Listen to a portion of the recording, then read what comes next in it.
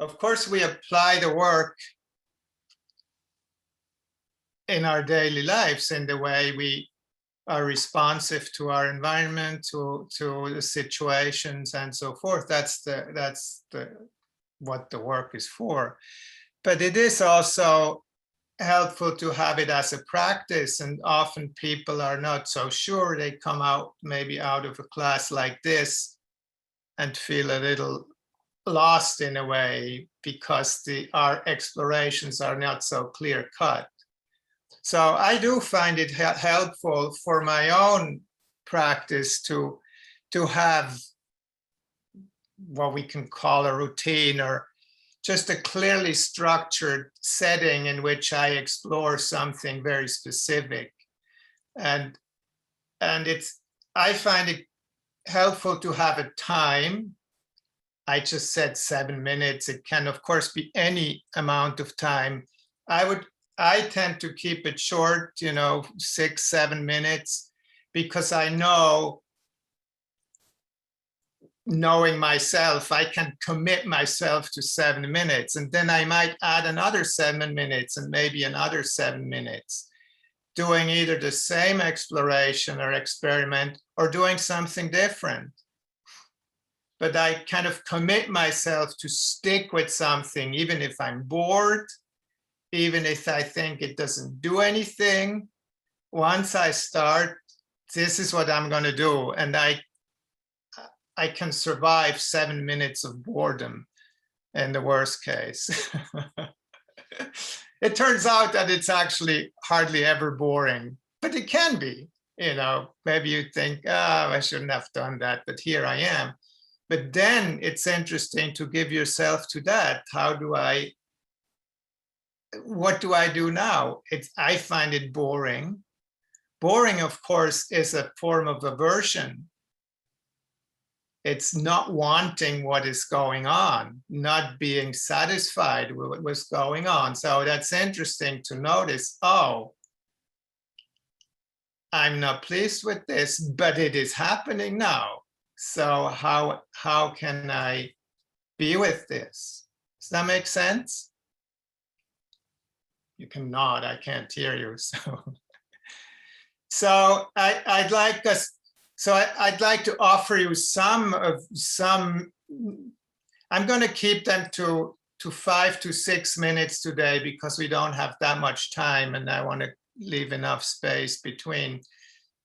I'm going to show you some possibilities, but you need to know that you can make anything up that is interesting for you. I'm just going to show you a few things that I like to try. I also realized, and Karen asked me how I am. I'm not going to go into detail, but I'm struggling with some health issues that make it, for example, impossible for me now to lie down on the floor, and I can also not sit for very long. So I might have to move a little more than you do.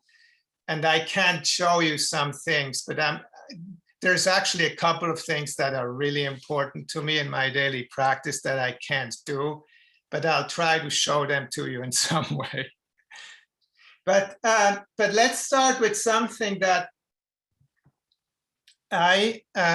before I met Charlotte Selber, who is the teacher of many of us, when I still lived in Switzerland, I studied with a couple of her contemporaries who have also long died since. One of them was Ruth Matter, and when I knew her, she was already in her 90s, and she'd only do individual sessions. So I'd go to her house, and we would practice. I would be there for an hour, and she would just guide me through some sequences. Almost every time she started with the same exploration. And by the way, Charlotte, when I knew her, did the same in a way. Many of you will remember, we would just sit quietly for 15 minutes. So that was her way of starting something. And then And also even before her, they would often start, Charlotte's teachers would often start with very simple breathing explorations. But here is what my teacher Ruth Mutter would do, and I'll show you, and then we practice it, and I will time it. So I will actually, when I'm on my own, I will actually set a timer for 5 minutes or 7 minutes or whatever it may be. And then I'm going to do 6 minutes for this one. And then I'll just stick with it for 6 minutes. And then I might find it interesting and continue it the same or do something completely different. Anyway, here's how this goes. For this, we sit, and I'm going to move my camera a bit so you can see me, see what's relevant here. So we would start. I'm going to make myself big because I want to make sure you can see me too. Hold on a sec. So here, so we just sit, and the hands would be on our thighs like this. And I'll just quickly go through the sequence, and then we can try each on our own. So what we would do is lift one hand, turn it around, and then set it down. And you may see how my sitting changed when I did that. And then really arriving there, and then lifting the hand, the arm, turn it around, and let it settle. So that's the exploration. We'll do it for 6 minutes. Halfway through, I will tell you, and then we can switch to the other hand. Okay, you ready? And I will time it here so you have a sense of what 6 minutes is. Okay, and I might just do a little bit of guidance, but it's very simple. Lifting, turning, let it come down. Feel how it feels through you.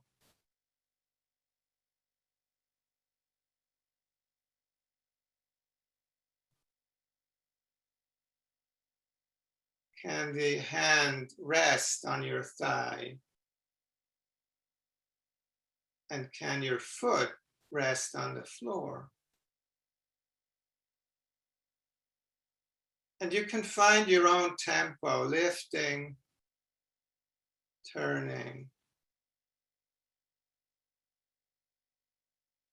placing.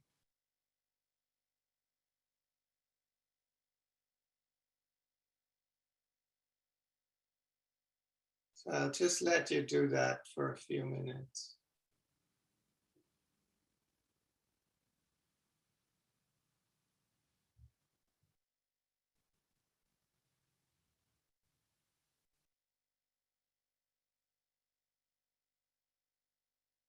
And I give myself to just this.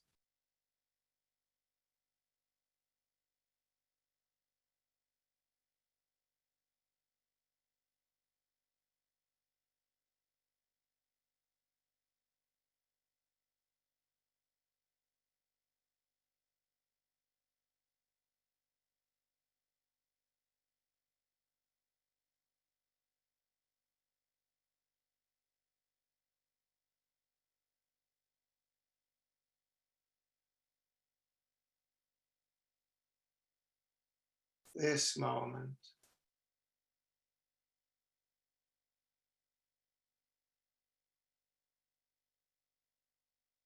And giving myself to something doesn't mean to expect a certain outcome.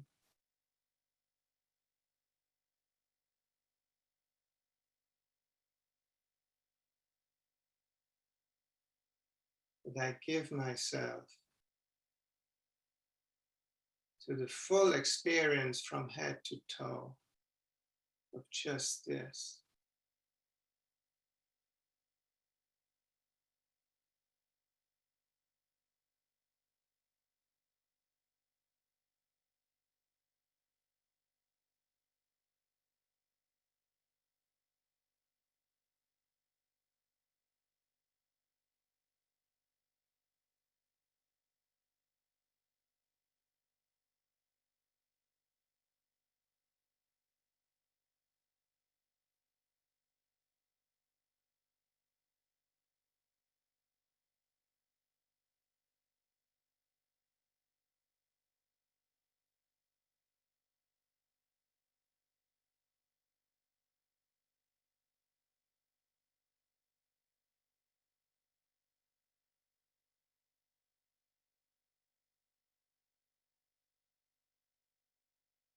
Does breathing respond in any way?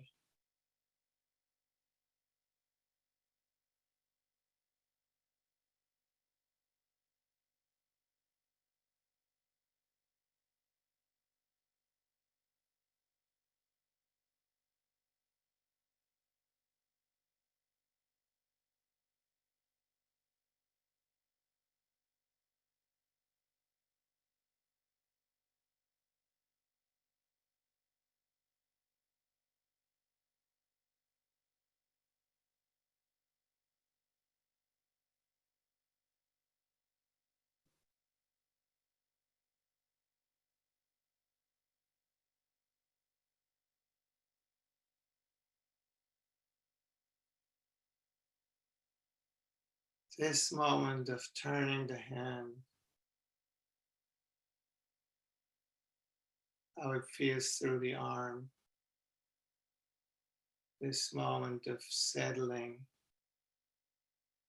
on my thigh.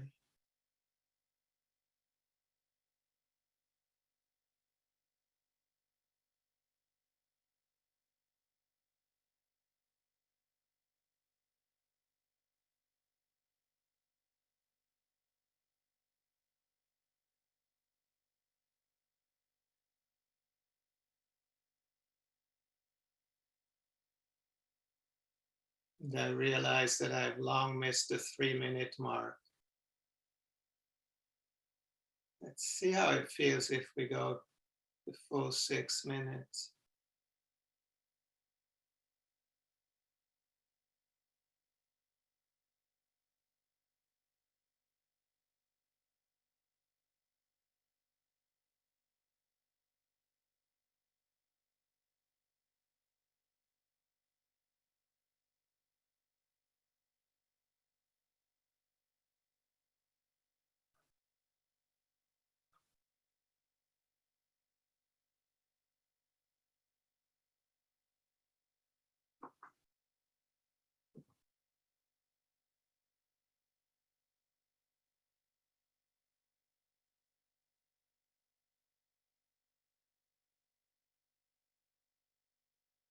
How does it affect me through the trunk, through the spine?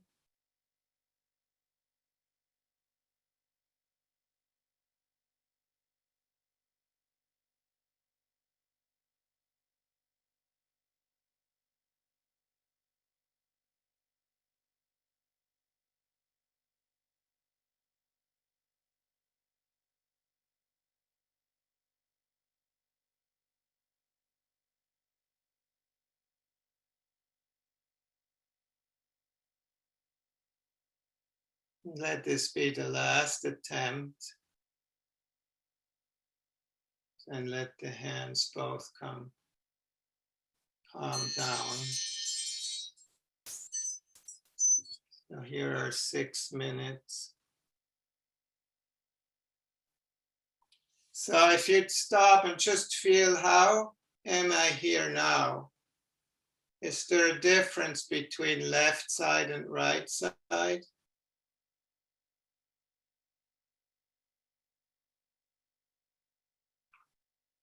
In my arms, in my hands, but maybe also in my leg and trunk.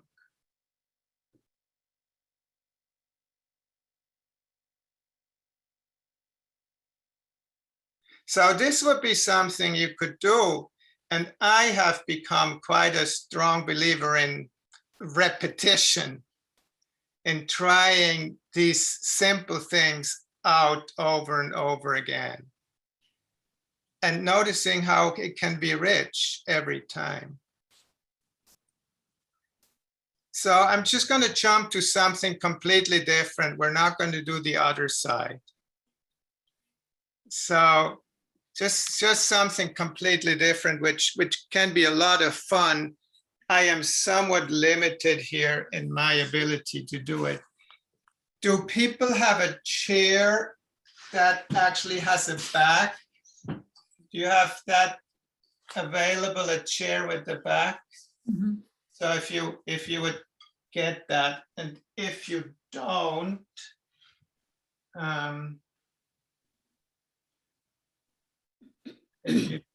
then I'll show you another option. Slight variation. So again, these are things that I kind of randomly pick now. They might come out of a sequence of work that I do. In this case, it's just kind of some fun things that I enjoy doing. So I want to make sure that you can see me.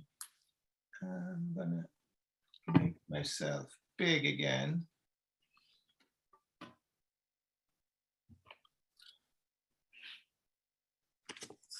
Let's see. So this can be a fun exploration in that you stand, let's say, on the side, kind of behind the chair, and your hand is placed kind of on one side of the back of the chair. And from here, this is kind of the fulcrum. This hand always stays there. But from here, you're going to explore what kind of movements are possible. Don't go fast. Just explore how much freedom do I have when my hand stays in one place. And you can turn the hand in that one place. That's okay. It just stays there. And then you just kind of playfully, and I'm very tempted, I can get quite into this, but I have to be careful. You can try all kinds of things. Can I sit down like this?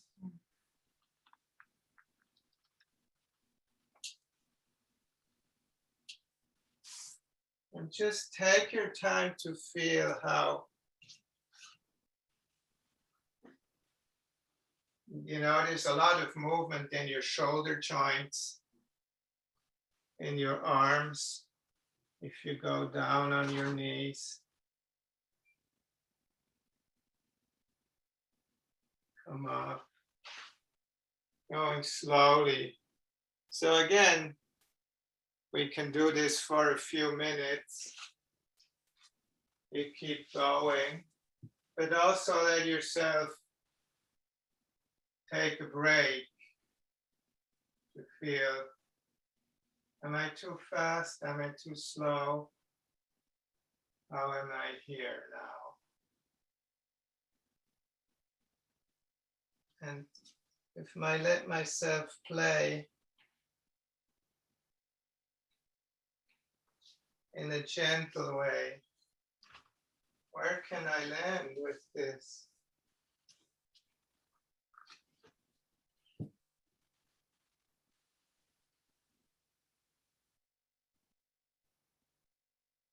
And how does it feel through the shoulder joints in my in the back, the length of the spine, and my connection with the floor.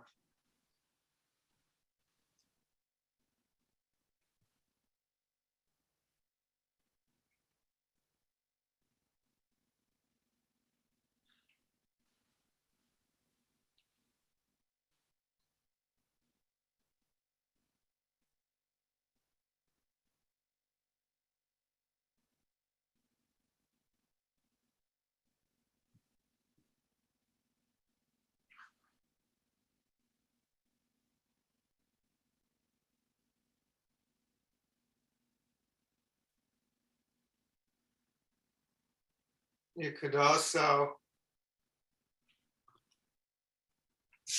use your other hand to touch the shoulder joint and feel with your hand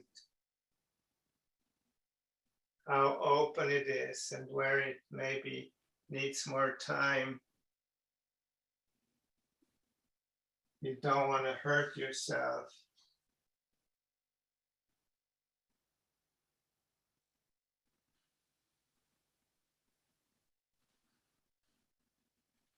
But just to explore our incredible movability, the shoulders are quite a complicated joint.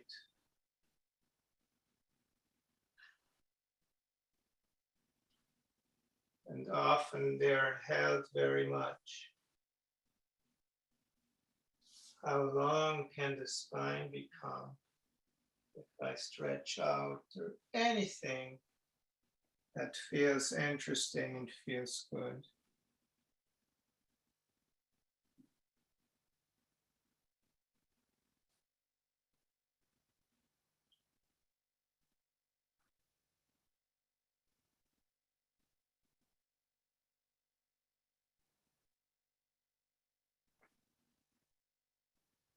And then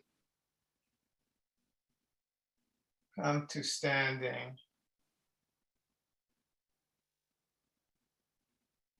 And let your hand leave the chair. And if your eyes aren't closed, maybe close them now and just again feel, how am I here now?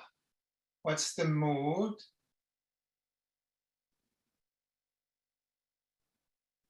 What's the bodily mood? How does it feel in me?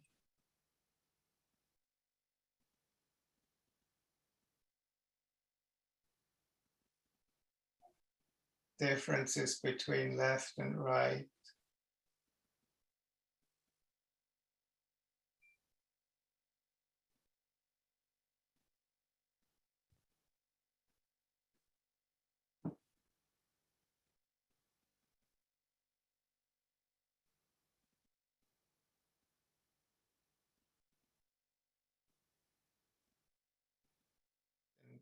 Fun. I want to go back to a very simple, quote unquote, boring thing. And if you have anything, do you have a stone at hand? And I'm realizing this stone is way too heavy for me today. So I found an onion that I could use. This could be the latest sensory awareness prop, the onion. So, but anything that has a, has a clear weight, there's something, and that, and this kind of hand is not too big. And then come up to standing. Make sure that you can see me here.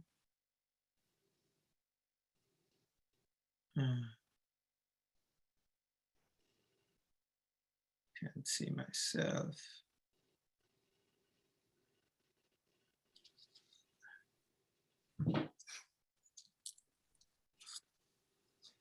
Again, so you make these up for yourself. I'm just today suggesting this.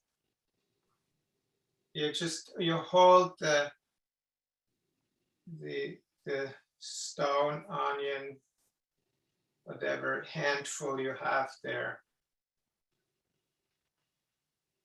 And then you feel how it comes up against the pull of gravity when you let the arm come up.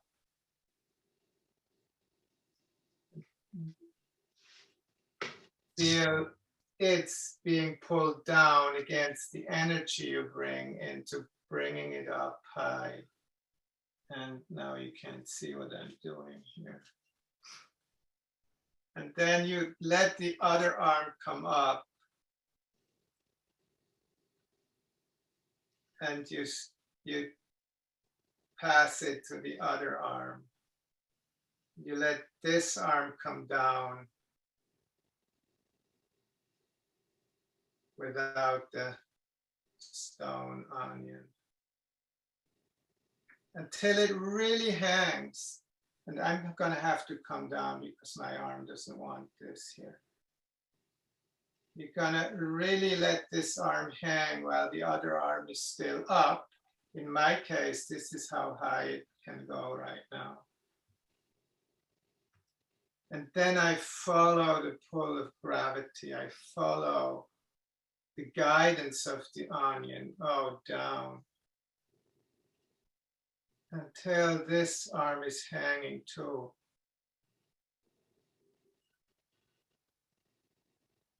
And then I pass the onion stone behind my back to the other hand.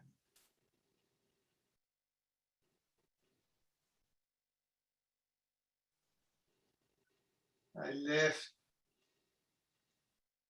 again the onion up. So I'll give us a few minutes here to just this. Now this hand comes up. Don't look to me, I can't actually do it in the way I would want to.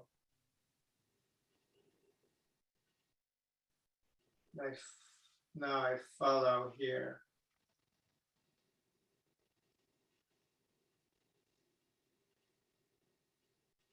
And this hand comes down. So let's do this for a few minutes and I will be quiet. Just let yourself, if you had no teacher telling you what you should be feeling, what should be happening,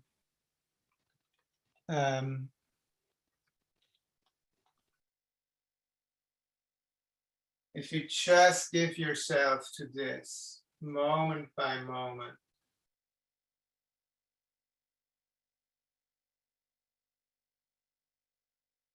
I will go just for about 4 minutes now.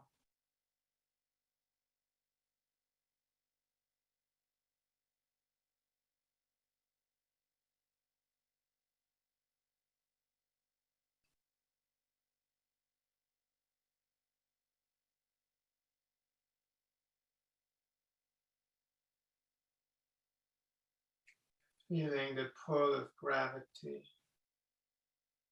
I said I wouldn't say anything. Here I go. What are you experiencing? What is interesting for you right now?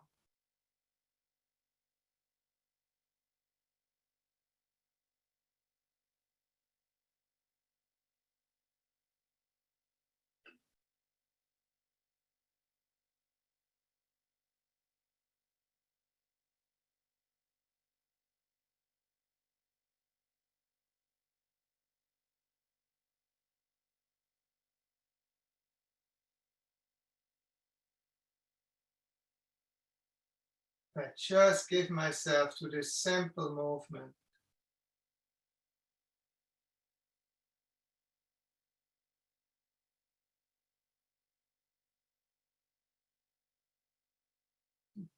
Drop everything else.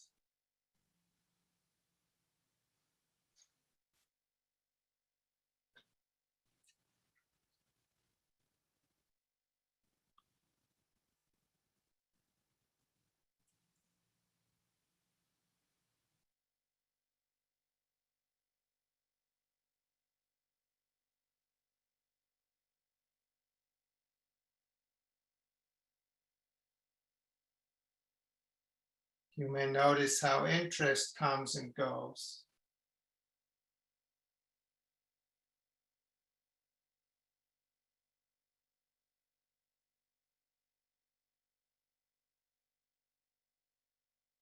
You may notice how sometimes you're right there,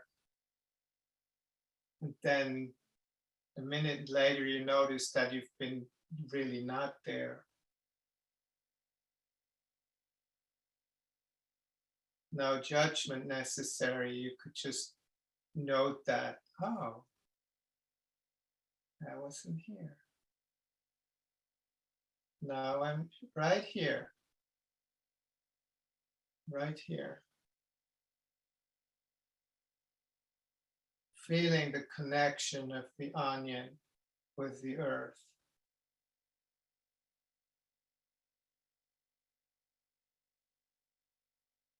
Feeling how my arms come to hanging.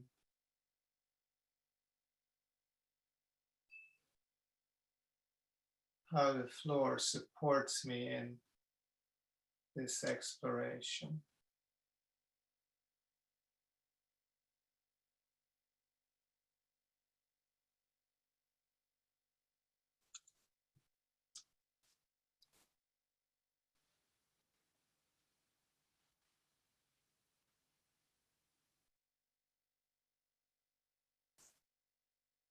Stay with it for another minute.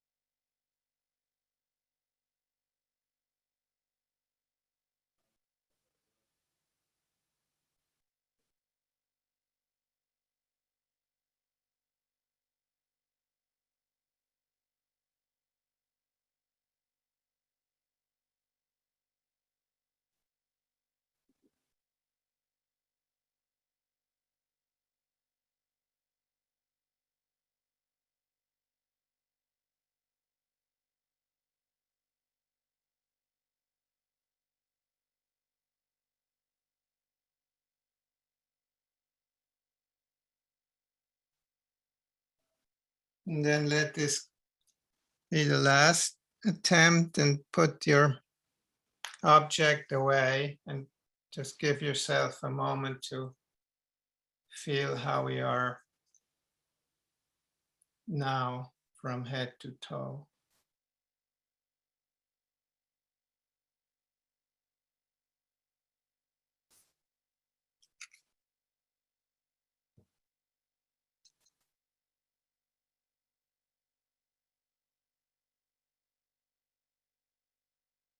So we're kind of jumping from one to the other thing, but for me, what is important that you would take away from today is that you could make such explorations up on your own, simple things.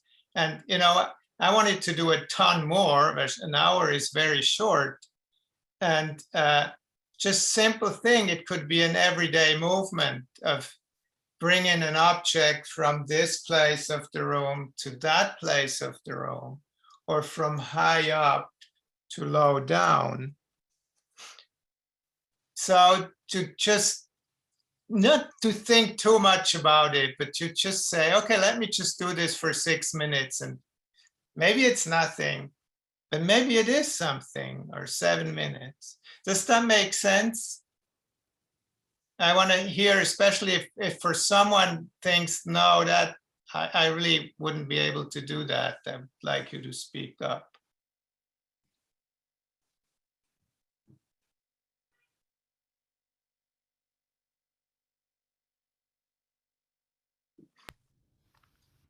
So for those of you who know me, is that it is very hard for me to let an hour go by without doing anything with a stick.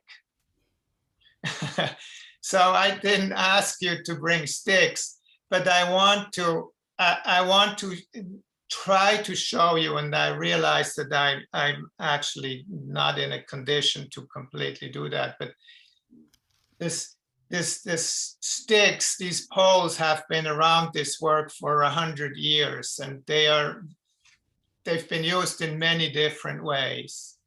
And I would highly recommend that you get a stick, of about, what this is about maybe 3 feet or so, or 3.5, maybe.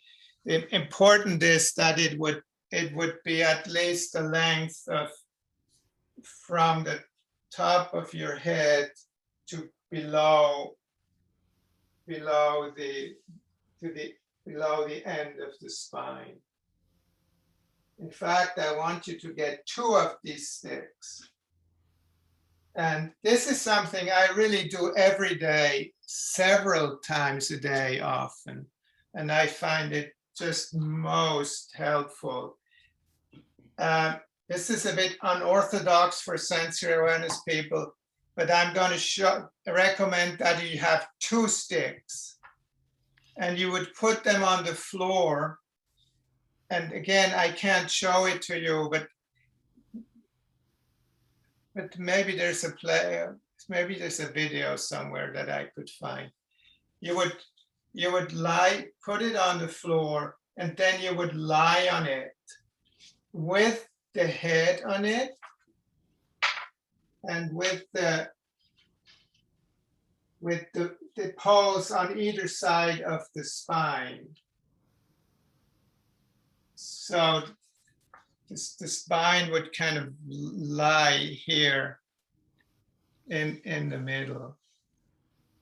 The head would be on the poles, and your legs are standing. This is ridiculous, but it is actually not. I just can't show you, unfortunately. So you would just lie there and feel how long does the spine want to become between those poles. How can I make myself comfortable lying there? My legs standing, not long. My legs standing. And then from there, you could either just lie there for 6 minutes, and I tell you, you will find a lot of changes and adjustments slowly happening, not forced, but slowly happening. I've never tried to explain a sensory awareness experiment without showing it. This is an interesting thing. So, can you follow me so far? Good. Good. And then from there, you can then bring your hands up in the air and just play with your hands, and play a little bit with balance on the spine while you are lying on it. Then, your hands would go up and you would play. And then, of course, next you could bring one foot up, one leg up, and then the other leg up, and you would just kind of playfully explore. If you fall off the poles, you're not going to fall very far. It's not very dangerous, or not on a tightrope here. But you would just explore from there how it feels to challenge your balance a little bit, and how. And then from there, you can do anything, whatever you feel inspired to do. I promise you that I will get well again and do it with you in person sometime, just not now. And even a friend of mine, colleague of ours, Thomas in Germany, he says he does this every night before he goes to bed. He does not let an evening go by without lying on the pole for 20 minutes, half an hour. He lies on just one. I'm a softie. I lie on 2. I actually find it more useful. But the classic thing is to have just one pole, and you balance on it. Just to lie there and instead of reading the newspaper, reading what the floor has to say to you, and the pole and the spine. And it could affect how you sleep profoundly.